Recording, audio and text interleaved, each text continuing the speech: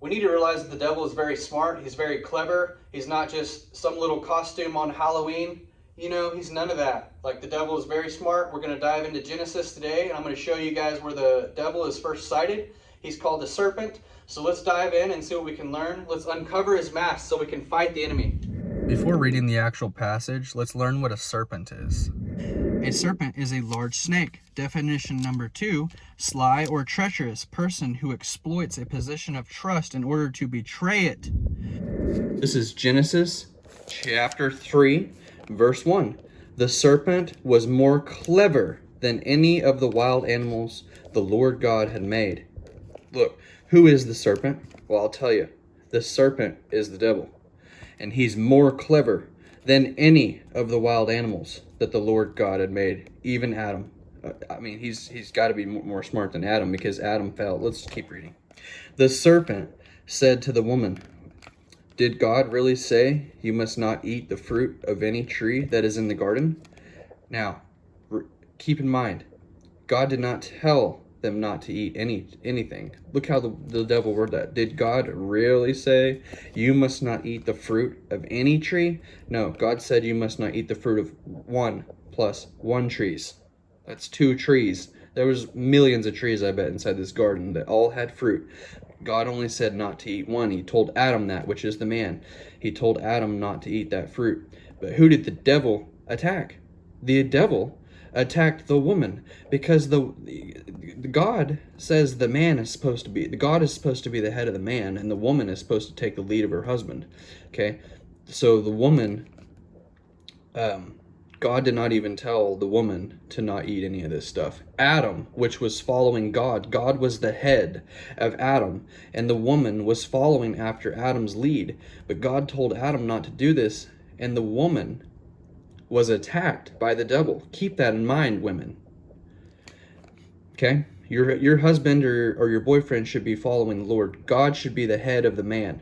And you should be following a godly man. Okay? Anyway, let's keep going. I digress. Did God really say, you must not eat the fruit of any tree that is in the garden? The woman said to the serpent, we can eat the fruit of the trees that are in the garden, but God did say, you must not eat the fruit of the tree that is in the middle of the garden. Do not even touch it. If you do, you will die. That's pretty heavy, lady. You can be sure that you won't die, the serpent said to the woman. Look, he's sweet-talking her. God knows that when you eat the fruit of that tree, you will know things you have never known before. You will be able to tell the difference between good and evil. You will be like God. Look, he's still sweet-talking. He's talking her up. He's like, hey, you ain't gonna die if you eat this. God's an idiot. That's basically what the devil is saying. Hey, God's an idiot. You don't have to not do drugs. You don't have to stay out of marriage, if you're fornicating and all these things. Look, God didn't say that, guys. He never said that you can't do that. God will forgive you for anything. Yeah, he can forgive you for anything. I digress again.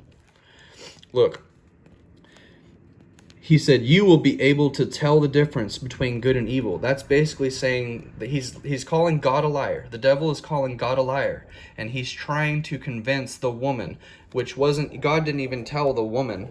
He told the man, and the man was following God, and she should have been following her husband, but she's straight off over here talking to the devil, and now he's convincing the woman here. It's going to be okay. You don't have to listen to God. He's an idiot, okay? You will be like God. That's what the devil was saying. That's what God meant. That's what God meant, that you will be like God if you eat the tree. So he's just an idiot and he's lying to you. You don't have to do what he says. The woman saw that the fruit of the tree was good to eat. It looked good. It smelled good. The devil's holding it right here in her face, I'm sure. And it was pleasing to look at. It was pleasing to look at, and the fruit of the tree was good. Okay. And it would make a person wise. So she took some of the fruit and ate it. Okay? She ate it. She also gave some of her to her husband, who was with her, and he ate it. So Now Adam is standing there in the garden, and she ate it. Look, we'll keep going. I have a lot to say here. And he ate it. Then both of them knew things they'd have never known before. They realized that they were naked, so they sewed fig leaves together and made clothes for themselves. Then the man and his wife heard the Lord God walking in the garden. So they never knew they were naked. They were never ashamed before. Look, right here in chapter 2. The man and the woman were both naked. They didn't feel any shame. They were in the garden, naked, walking around, and where there is no law, there is no sin. There was no sin in the garden. They were walking around naked. Nothing that they could do would be wrong. Nothing, because there was no law yet in the Garden of Eden. Anyway, just think about these things. They could have never, they were lawless in the Garden of Eden, naked, walking around in the garden, eating all the food they had to eat. They didn't have to work the ground. They didn't have to do anything except for make love and populate the earth and enjoy all the fruits. But the devil attacks in this way. He's sneaky. He's more clever than any of the wild animals the Lord God had made, even Adam and even Eve. So here they are. They were hiding from the Lord because they were naked. And they were ashamed that they were running around naked, and they hid from God. Guys, this is what happens when you fall into sin. You're ashamed. You feel guilt. Some of us fall far away from God because we just feel so much shame and guilt. And this is what you fell into the devil's trap. And now you can't even go to God because you're so ashamed of yourself. But don't be ashamed, guys. You can always get back to God. I want to make that clear right here at this point. But let's keep going. But the Lord God called out to the man. "Where are you?" he asked. "I hear you in the garden." The man answered, "I was afraid. I was naked, so I hid." The Lord God said, "Who told you that you were naked? Have you eaten from the fruit of the tree I commanded you not to eat?" Look what Adam does. The man said, "It was the woman. You put her here with me." The woman messed up, and the woman messed up. She was tricked by the devil, and then she gave Adam the fruit. She might not even told him, guys. She might have just gave him the fruit without telling him where it came from. We don't know exactly, but I would assume that it's possible that the woman just said, "Here you go," and he took a bite of it too. She gave me some fruit from the tree, and I ate it. Then the Lord God said to the woman, "What have you done?" The woman said, "The serpent tricked me." So the man blamed the woman, and the woman blamed the serpent. "What have you done?" The woman said, "The serpent tricked me." Because he's so clever, he's very clever. "That's why I ate the fruit." She was tricked. "That's why I ate the fruit." So the Lord God spoke to the serpent. He said, "Because you have done this, I am putting a curse on you. You are cursed more than all of the livestock and all of the wild animals. You will crawl on the ground. You will eat dust all of the days of your life. I will put hatred between you and the woman. Your children and her children will be enemies. Her son will crush your head, and you will crush his heel." I'm not going to get into all this stuff. This is deeper stuff, okay? But I just want you to see what it's saying here. The Lord God said to the woman, "I will greatly increase your pain when you give birth. You will be in pain when you have children. You will long for your husband, and he will rule over you." Okay? This is the curse for the woman. The Lord God said to Adam, "You listened to your wife." He listened to her. So guess God is calling him out. He had a choice to do right or to do wrong, and the Lord is calling him out. So you listened to your wife. You ate the fruit of that tree that I commanded you not to, that I commanded you about. I said you must not eat its fruit. So I am putting a curse on the ground because of what you did. All of the days of your life you will have to work hard to get food from the ground. You will eat plants of the field. Even though the ground produces thorns and thistles, you will have to work hard and sweat a lot to produce the food you eat.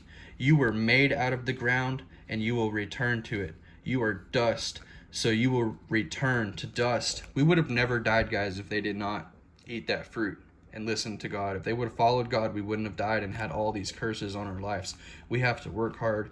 Times are hard in life. We struggle, but we were just dust. God made us from the ground. We are dust, and we will return to it now. That's our curse.